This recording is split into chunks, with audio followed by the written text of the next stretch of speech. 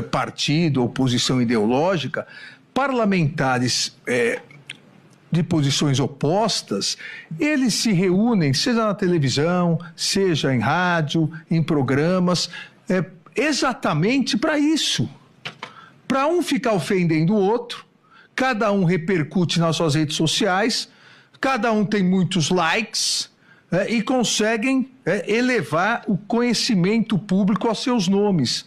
Ou seja, eles próprios instrumentalizam xingamentos recíprocos como uma forma de campanha eleitoral. E nós estamos vendo isso não só em relação a parlamentares, como atualmente em relação ao próprio Supremo Tribunal Federal e a ministros dessa casa, onde políticos que não têm voto necessário para atingir as candidaturas que querem, acabam querendo ofender o Poder Judiciário, acabam querendo ofender a honra, a dignidade dos membros do Poder Judiciário, utilizando-nos como escada eleitoral. Obviamente, e recentes pesquisas mostraram isso, recentes mesmo, de ontem mostraram isso, esses políticos que pretendem, ao invés de discutir saúde, educação, segurança pública, ao invés de discutir o que fizeram em seus mandatos, como fizeram, o que fizeram de bem, se é que fizeram, o que fizeram de mal, se também é que fizeram, querem pegar uma escada numa suposta polarização contra o Supremo Tribunal Federal, não com críticas, mas com agressões verbais, que seriam em qualquer local do mundo caracterização de um assédio moral. E com isso, volto a dizer, querem likes, mas acham que o eleitor, que a eleitora, não tem consciência disso, presidente. O pior de tudo não é só ofender a instituição, ofender o Poder Judiciário, ofender os ministros e a ministra do Poder Judiciário. O pior é ofender a inteligência do eleitorado. Está muito irritado, mas não é só ele, não. Os ministros do Supremo, em sua grande maioria, estão muito irritados com essa perspectiva, mais do que perspectiva, com a realidade de que o Supremo, este ano, já virou e continuará assim até o fim do ano, um grande tema da eleição. Era tudo que eles não queriam, por exemplo, quando eles correram lá, mas correram sem atrapalhar, sem desrespeitar o rito da justiça.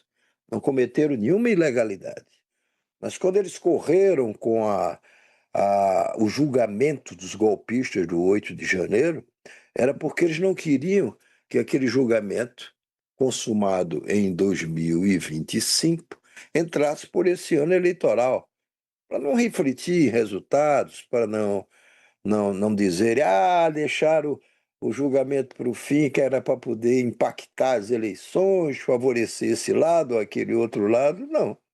Eles não queriam, o contrário, a intenção deles era evitar impacto no ano eleitoral.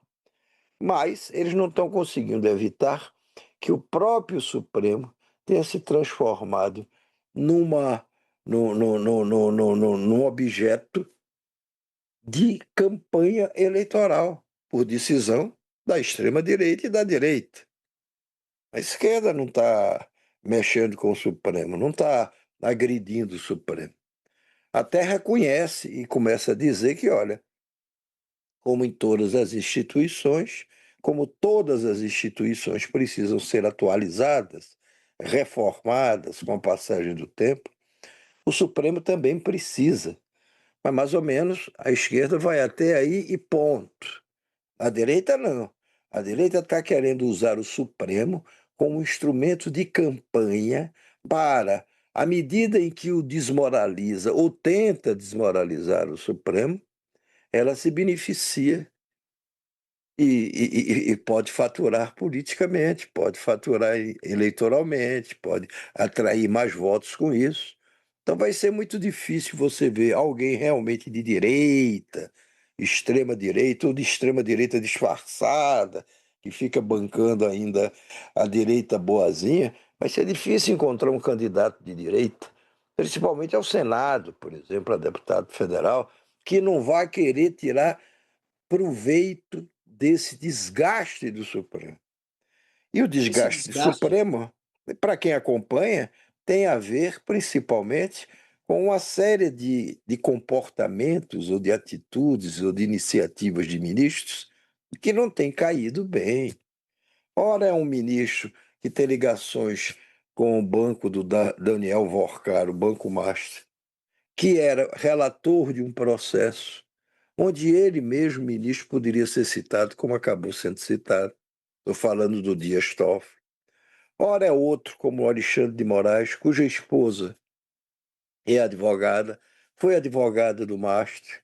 Aí você diz, vem cá, mas a mulher do Alexandre não poderia ter advogado para o Master? Ou os irmãos do Dias Toffoli e o próprio Dias Toffoli não poderiam ser sócio do Banco Master num resort no Paraná?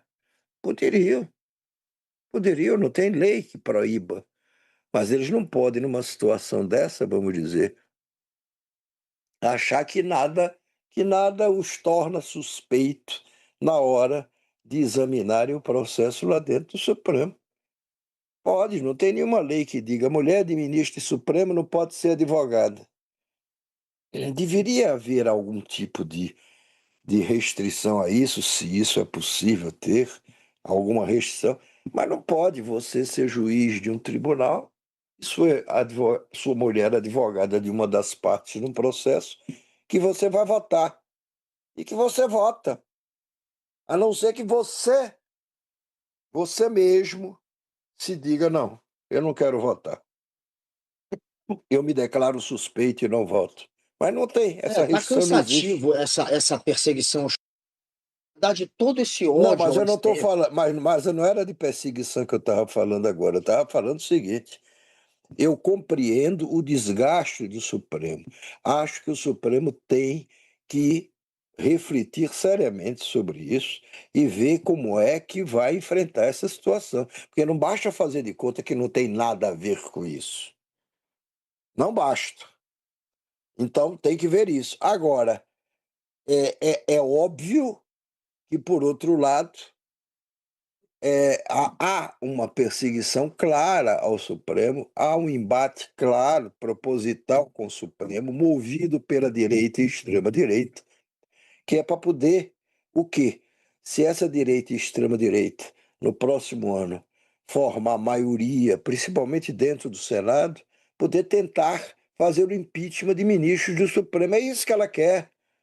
O Bolsonaro não queria fechar o Supremo, ou não queria, ou passou 4 anos atacando o Supremo para desqualificá-lo, por tabela, desqualificar o processo eleitoral, por tabela, se fosse o caso, chegar a uma tentativa de golpe, como chegou e não deu certo. Olha, você pode fazer isso também por meio do voto. E por meio do voto, até não dá para você dizer tem uma ilegalidade nisso. Não, não tem. Está previsto que o Senado, em determinadas circunstâncias, pode abrir um processo para empichar, para tirar do Supremo Tribunal Federal um ministro, outro ou o que seja, ou até para reformar o Supremo Tribunal Federal, para dizer, olha, vem cá, vamos mudar aqui as regras de escolha de ministro do Supremo Tribunal Federal. Não tem mais essa história de entrar lá e ter um mandato até completar 75 anos de idade. Não, vamos estabelecer aqui um mandato menor. Vamos mexer também na composição do Supremo. São 11 ministros? Não, nós não queremos. Nós queremos agora que sejam 15, 18, sei lá. O Congresso pode fazer isso. Isso não Mas é isso aí. ilegal. Isso não é ilegal. Mas se você Então, aumentar o STF de uma maneira tão grosseira assim, aí é bizarro. Aliás, esse era o plano do Bolsonaro quando foi eleito. pode, O número de claro, mas se ministros para você faz mandar isso. isso, mas você pode fazer isso dentro da lei. Eu não estou Não, defendendo que sim. faça, não. Eu só estou dizendo o Estou seguinte: dizendo pode que tem fazer esse dentro da papo de lei. reformar o STF. Mas essa história de ir para cima do STF, essa lupa no STF, e esse hater, esse número de pessoas que hoje não gostam, a opinião negativa do STF, isso tudo vem na esteira do bolsonarismo, porque o Bolsonaro sempre desprezou o STF. A gente até lembra, né, do filho dele, Eduardo Bolsonaro, numa palestra, num seminário, dizendo que bastava um cabo e um soldado para fechar o STF, e sempre tiveram uma visão do STF como se fosse algo ruim, algo que os controla, algo que deveria ser, portanto, usurpado. E quando ele virou presidente, o alvo, a princípio, eram os deputados, que ele dizia que não conseguia governar porque não tinha maioria, começou a atacar ali os deputados. E quando ele começou a falar em golpe, num primeiro momento, era ingovernável. Ele precisava, portanto, de alguma maneira, controlar o Congresso. Ele queria atacar o Congresso. Depois é que ele se compôs com o Congresso, deu a Casa Civil para o PP, para o Ciro Nogueira, e parou de atacar Criou um os orçamento deputados e secreto. mirou no STF. Mas o STF, gente, é algo de um discurso político da extrema-direita que dá voto e que vem de um político que sempre desprezou a democracia e o STF em especial. Então, não é porque o STF errou, a gente pode elencar erros do STF, tem muito mais acertos do que erros, se a gente for elencar, inclusive, acertos e erros. Ele, o golpe, foi quem conseguiu frear o golpe do Jair Bolsonaro. Sem o STF, a gente estava hoje num estado de exceção, ou teria pelo menos ido para um estado de exceção, poderia depois ter dado errado o golpe, mas quem salvou o Brasil, em grande parte, foi a imprensa, foi o STF. O STF tem mais erros que acertos, mas a imagem, porque esse pessoal não para de fazer campanha contra o STF.